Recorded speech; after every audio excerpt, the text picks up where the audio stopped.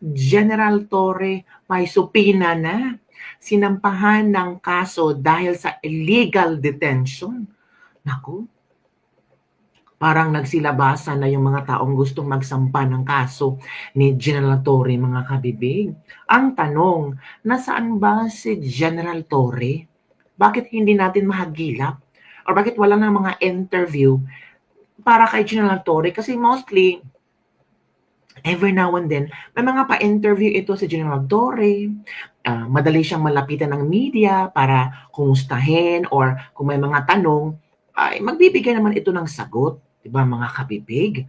Kaya nga every now and then sa Senate hearing, nung nag-Senate hearing, talagang hindi makakapalag si General Torre kasi may mga video interview siya at doon talaga na-shoot sa banga si General Torre. So ito kababig ha, si isang Rochelle Calle, mga kabibig. Kinasuhan niya si General Torre dahil daw di umano sa pag-detain sa kanya for the alleged Interpol notice. Sino kaya ito, no? Subpoena issued as a procedure to start the case being filed against the following respondents. So ito po ang mga respondents na kinasuhan ni Rochelle Calle. Sina Major General Nicolas D. Torre III, retired Police Colonel Ian John Rosales, Police Major Michael Nathaniel Visco, Patrolman Paho, Patrolman Romarati, Patrolman Flores, Patrolman Agustin Pat Domingo, Patrolman Santa Maria. Respondents, Rochelle Calle. Basahin natin ang laman, kabibig. Hindi ko na i-share ha. Na kailangan nilang magkita last April 21 and 28 to kahapon, 2 p.m. and then there to testify under oath or answer clarificatory questions in the expedited preliminary investigation to be conducted on the above entitled case. So, NPS number 15-05 INV-225D1744, unlawful arrest and arbitrary detention. So yan ang ikinaso ni Rochelle Calle kay General Torre at yung iba niyang kasama. Naku, saan to? Sa Makati City, Office of the City Prosecutor, Makati City. Sila magkita-kita sa isinampang kaso ni Rochelle Calle kay tawag dito ni General Torre and the others. Tapos mga kabibig, ngayong araw na to ay talagang inimungkahi ni Senator Amy Marcos na kasuhan na din at imbestigahan yung mga tawag dito, nagpadukot. Yan nakabibig mga posibleng panagutang kriminal. Yan, kabibig ha, palakihin natin. Yan. Ito daw yung mga posibleng pananagutang kriminal at administratibo iminumungkahi ni Senator Amy Marcos na imbestigahan ng Office of the Ombudsman sa mga sumusunod. Ito, DOJ Secretary Jesus Crispin Remulla. Ito, violation of RA 3019 or Anti-Graft and Corrupt Practices Act. Ang dami pala nito. Against invalid administrative arrest against Duterte in the contravention with the ruling of the Supreme Court in the case of Board of Commissioners of the Bureau of Immigration and the Jail Warden Bureau of Immigration Detention Center versus Juan Winli. Ito pa, Marbil, General Romel Francisco de Marbil. Arbitrary detention, Article 123 ng RPC.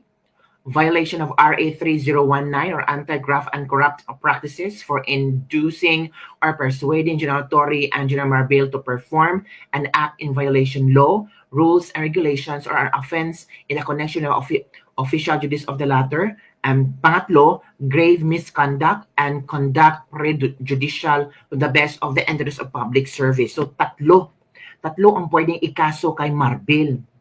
Sunod. General Torre, 4. Naku, 4 pala ikakaso. Arbitrary detention, 2 counts. 2 counts against FPRRD and ES Mendeldia.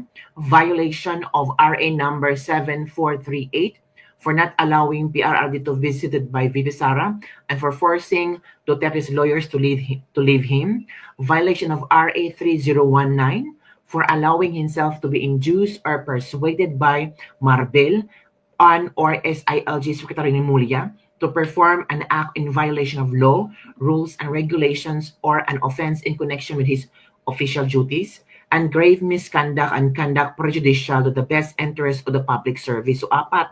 Naku. Ambassador Marcos V. Lacalinaw. Tatlo.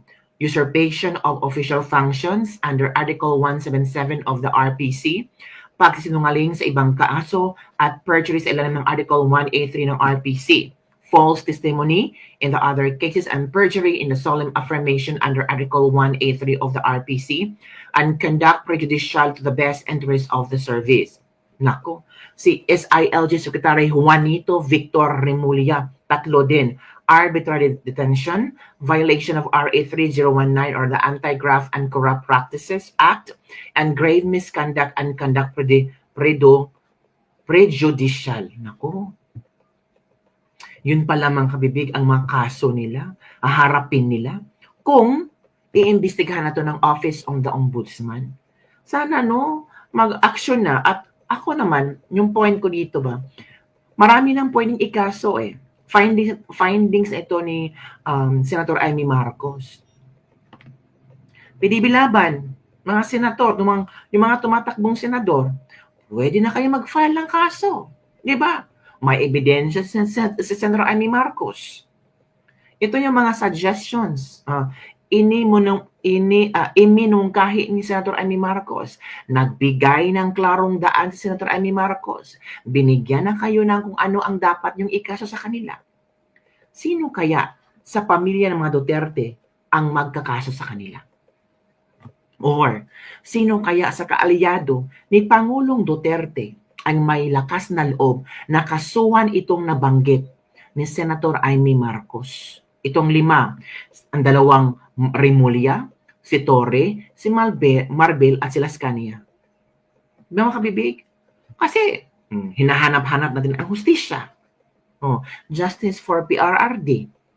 Sana si PRRD makauwi na. Si Senator Amy Marcos nagkaroon ng Senate hearing. Malinaw na may paglabag sa batas. Kasi nagmungkahit na nga si Senator Amy Marcos na kasuhan o imbestigahan sa ombudsman. So it means nasa kamay ng PDP laban or kung sino mang supporter ni Pangulong Duterte ang magsampa ng kaso. Ebidensya, Senate hearing ni Senator Amy Marcos, malakas ba? Posible mga kabibig. Malakas na kaso yan. Posibleng manalo. Diba kabibig? So ano kaya ang susunod gawin ng PDP laban? This is a challenge talaga. Ito. Senator Amy Marcos has done her part by launching an investigation and exposing the truth behind the unlawful attempt to arrest former President Rody Duterte in connection with the ICC case. Now it's time for the Duterte team to take the next step by filing formal charges against those involved. The evidence is already on the table and the people responsible has been caught off guard. If these individuals are convicted, they may reveal who truly gave the orders. And if it turns out to be BBM, it will make the case for his impeachment much stronger. Salamat, Amy. Now I understand why VP Inday Sara endorsed you. Galing yan kay Tio Moreno. So ngayon, naiintindihan nyo na. For your information, Senator Amy Marcos cannot directly file criminal charges in her capacity as a senator, but she can push for investigations, file resolutions, and call for Senate inquiries to expose irregularities and gather evidence. When it comes to filing actual criminal complaints, it must be done by someone who has legal standing. Example, Duterte himself, his legal team, or authorized representative.